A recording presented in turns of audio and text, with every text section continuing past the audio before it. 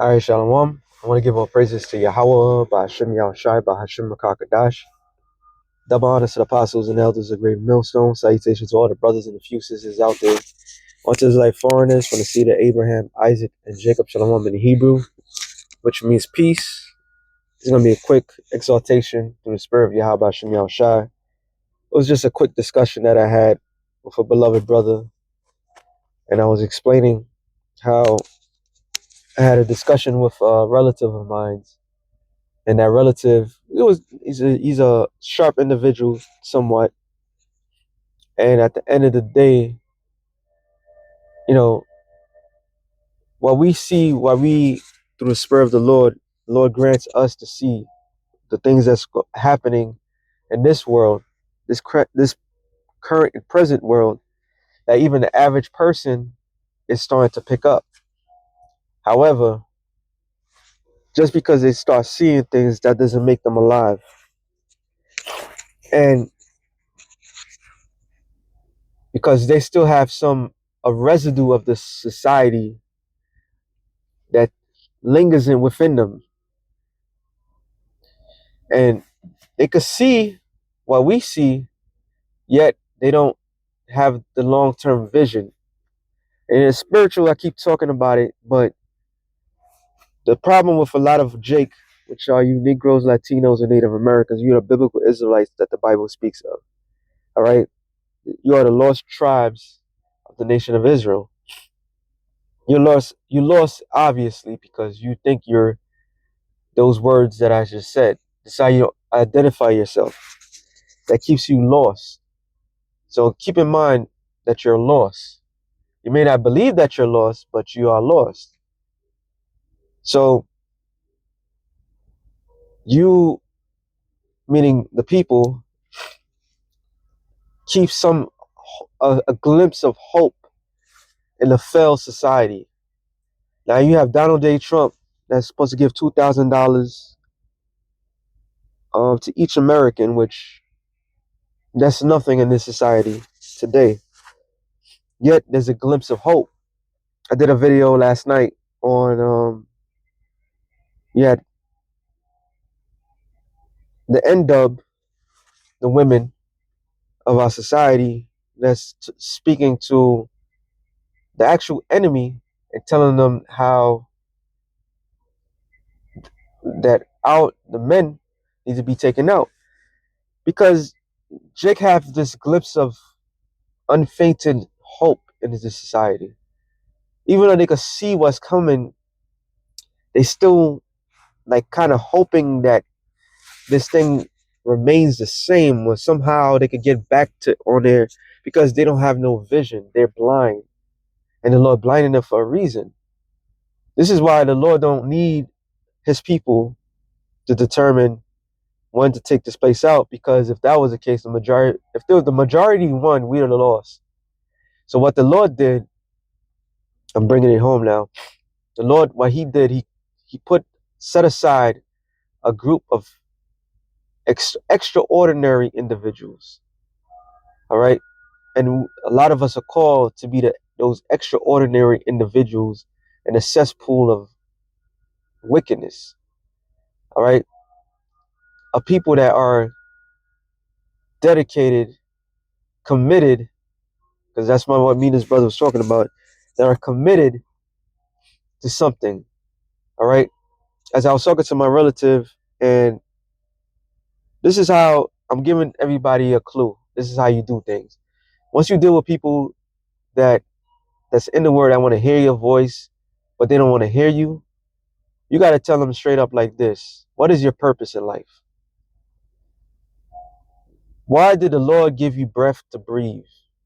If it's you thinking that you was put on earth just to go out there and work and hustle and do all these other different things and get in your own business and in this world, we're not there's no connection, because what you base upon yourselves is a dying hope.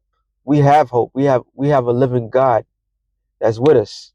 So all he asks is for us on our behalf It was spiritual because even yesterday I was watching the Apostle Gabar and Bishop Sakaran for the moment, and he said the word which me and his other brother was talking about, and that word is commitment. And this is the scripture, which everything is heavy, man. Second Timothy's 2. I saw that one. Thou therefore, my son, be strong in the grace that is in Yahweh Shai, which grace is favor. All right, be strong in the Lord's favor, because in the Lord's favor, it may seem like the Lord doesn't favor you. It may seem that the Lord is just consistently berating you or tearing you down, but we have to be children of understanding. We can't be slow. The requirement now is not for us to be slow when something hard comes. We got to try to catch on quick, because what the Lord is doing to his men, especially today, he's grooming us to be leaders. All right. And then hard choices are coming. I just want to put that out there. It says, and the things that thou hast heard of me among many witnesses, the same commit thou to faithful men, who shall be able to teach also others also.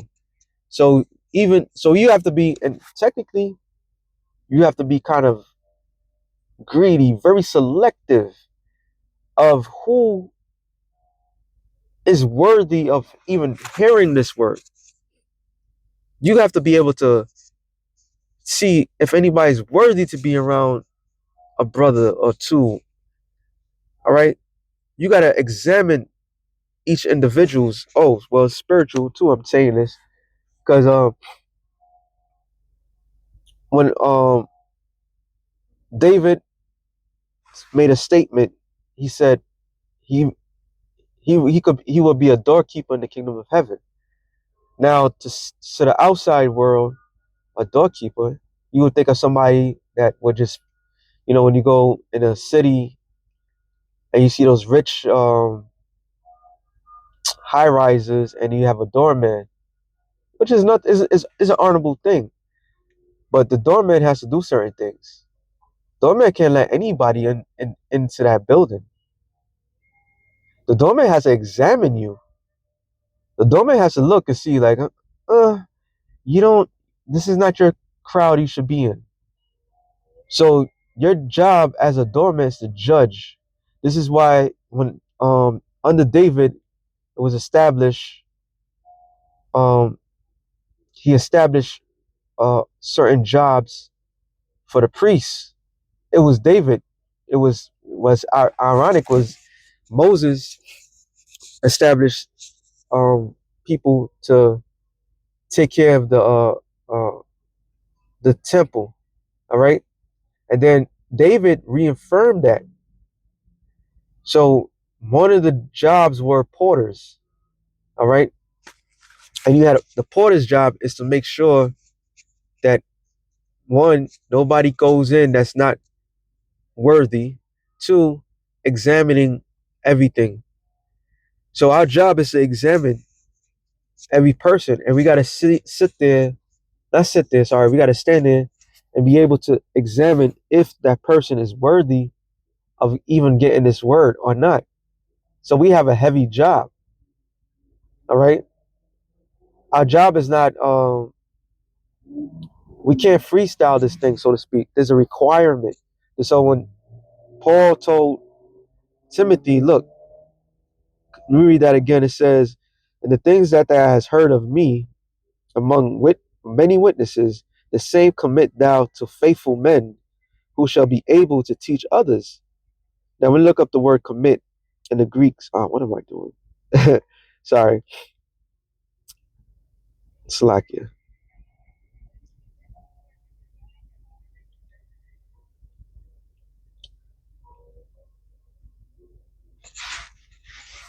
Come on, I'm not gonna think.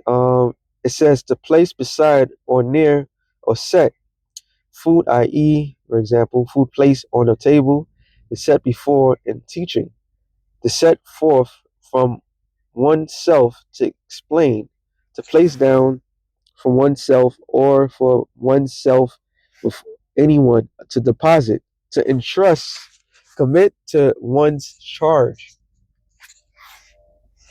So you debt is like we was having a discussion of a sign of a leader, and a leader's job is to delegate. So the delegation of a good, when a leader, so you examine the person that you're giving the job to. Like, okay, I know this person is serious. I'm gonna give this person this task and this that. So it's the same with this truth, especially when we realize you're called for a higher purpose.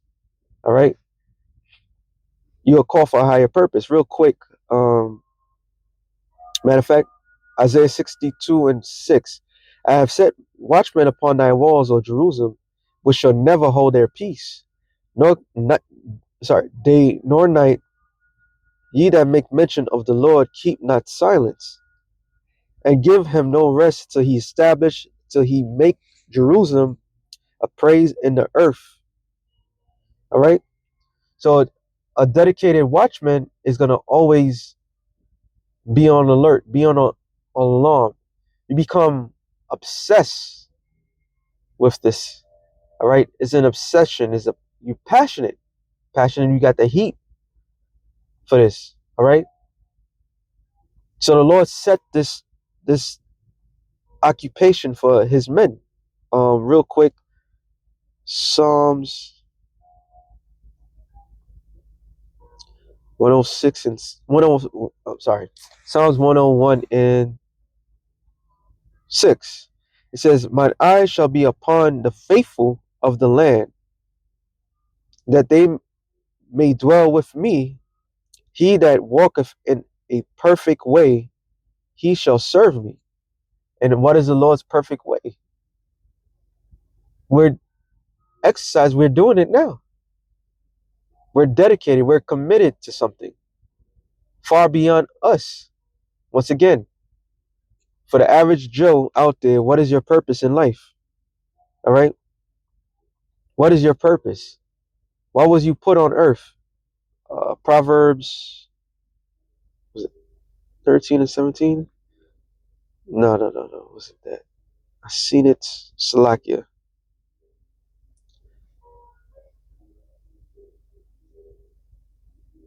No, it's not. Let me Salakia. It was, let's see.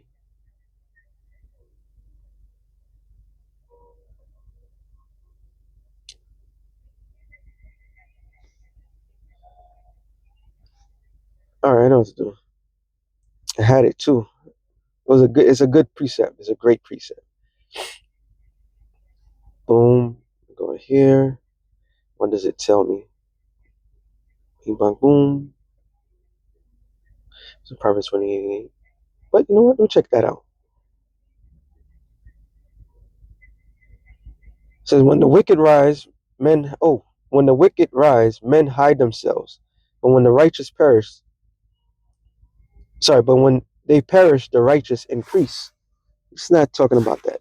I was thinking about Salakia.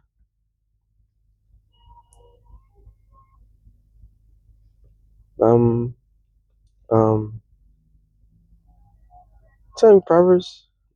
Oh yeah, sorry, it is this one. Proverbs 13 and 17. A wicked messenger falleth into mischief, but a faithful ambassador is health. So the faithful ambassador representation is us. And what is an ambassador? Is an envoy, a messenger, pivot of door, hedge. We're the messengers. So we are the faithful messengers of Yahweh Shai. All right. So our lives are dedicated for the message. So we have to consider like-minded individuals. The heat keeps coming up because the heat requires more intensity. More intensity shows more dedication. More dedication shows more commitment. More commitment proves a man is worthy of his occupation. All right. All in all is the spirit of the Lord. And the Spirit of the Lord is committed to people that's on fire consistently. All right. Let me go back to this. I'm going to try to put this in the other thing. It says, verse 2, 3, 2 Timothy 2 and 3. Thou therefore endure hardness as a good soldier of Yahushua Mashiach. So a soldier is dedicated. Take orders. We all soldiers, no matter what your rank is, you're a soldier of Yahushua. Remain on the mission. So with that being said, shalom to the elect of the nation of Israel. Shalom.